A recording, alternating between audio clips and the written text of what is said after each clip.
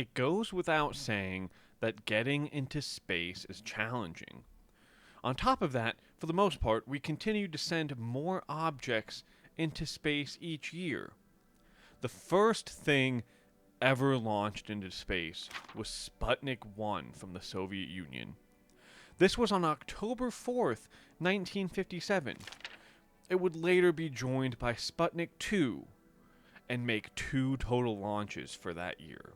Let's fast forward 25 years to 1982. By that point, we were up to 145 total launches for that year. There would be some dips in following years. I'll put it up on screen so you can kind of see the graph that I was using for this. But the latest year that the website had was 2023, and we learned there that the world collectively launched 2,664 objects into space during the year of 2023. A far cry from our starting point of 2. Now, along with the launch, many of our payloads must reach a destination as well. One common destination we are all familiar with is the moon. Now, the more companies we have assisting on these fronts, the more accessible and affordable, that's the hope anyway, space exploration will become, which hopefully will result in increasing the amount of what we can do. One such company that is aiding on this front is FireFly Aerospace. And today, much of our focus will be on their Blue Ghost Mission 1, which is currently on its way to the moon, and we will come back to this later. First known as FireFly Space Systems, this company began as a startup in 2014. It was started by Tom Markusik, PJ King, and Michael Blum, along with a small group of entrepreneurs who self-funded the company. The company would continue under this name until 2017 when they went bankrupt.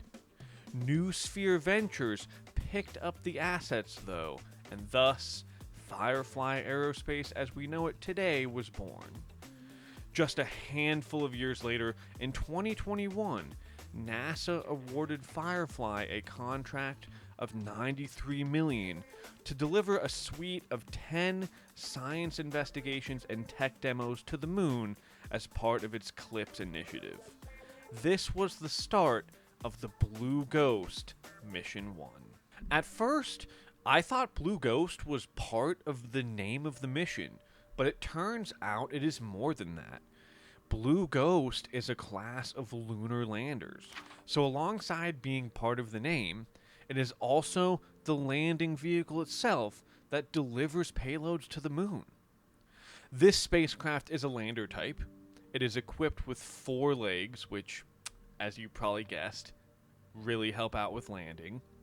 It also has communication systems, heating systems, and solar panels to provide power. The lander is not designed with return to Earth capabilities though, so once it lands with the payloads on board, it will also remain there on the moon even after its mission is complete. On January 15th, 2025, the Blue Ghost lander was launched atop a SpaceX Falcon 9 rocket.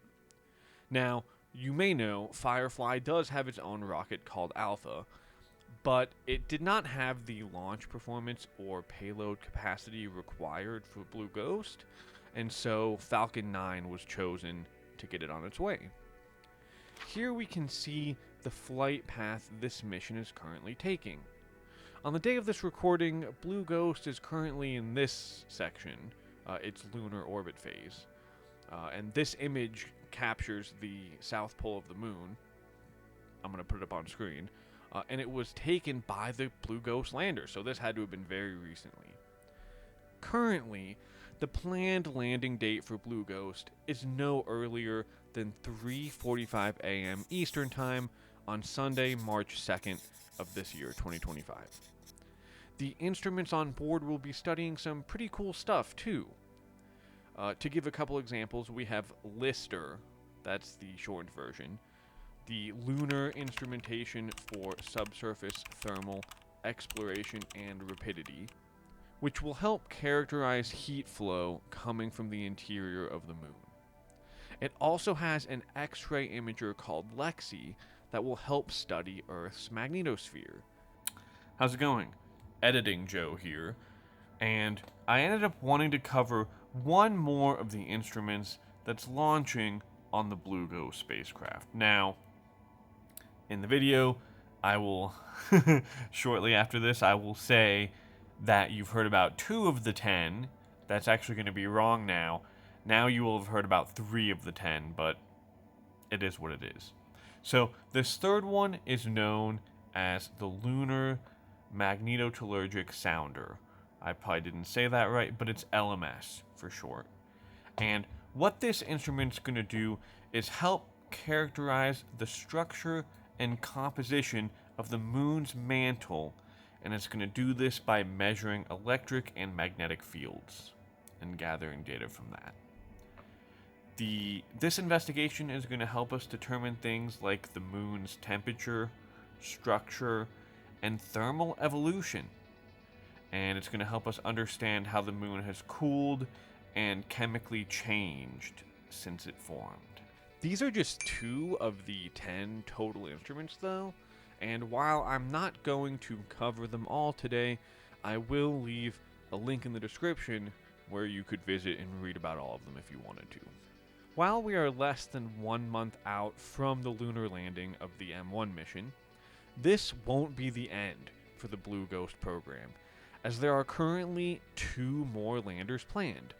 M2 in 2026, which will be next year, and M3 in 2028. I only recently learned about FireFly Aerospace as a company, and for today I wanted to go over some of how they are helping us make space exploration and travel more accessible. Most of us have probably heard about SpaceX and Blue Origin and the bigger companies by now, but they are not the only ones out there on the forefront of space. Or maybe it's just me who's lived under a rock for not having heard about FireFly sooner. That's definitely possible too, but I may never know. I know that it was a short one today, but if you enjoyed the video, please consider giving it a like and maybe even subscribing to the channel. There will be another video here on screen, recommended by YouTube, so if you want more, check that one out. I hope you have an excellent rest of your day, and let us all step outside tonight and look towards the stars.